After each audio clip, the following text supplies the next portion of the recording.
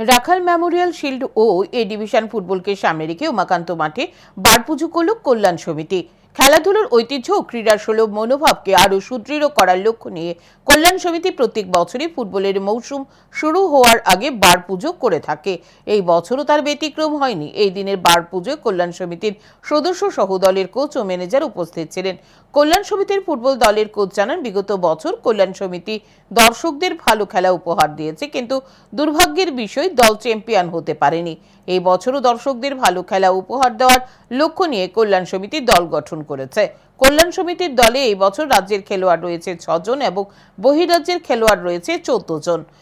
6 বা 7 আগস্ট থেকে দলের খেলোয়াড়রা অনুশীলন শুরু করবে।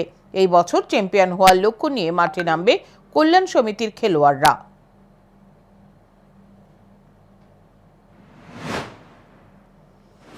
আমরা কল্যাণ সমিতি গতবার ভালো খেলা উপহার দিয়েছে, যদিও দুর্ভাগ্য আমরা চ্যাম্পিয়ন হতে পারিনি।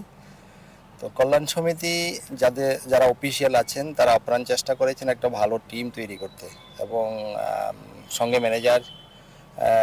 আমরা পুরো বছর একটা চিন্তাধারা করি। আমাদের এই রাজ্য থেকে 6 জন, বহিরাজ্য থেকে আপাতত 14 জনের মতো আমরা আগামী 6-7 তারিখ থেকে প্র্যাকটিস শুরু হবে।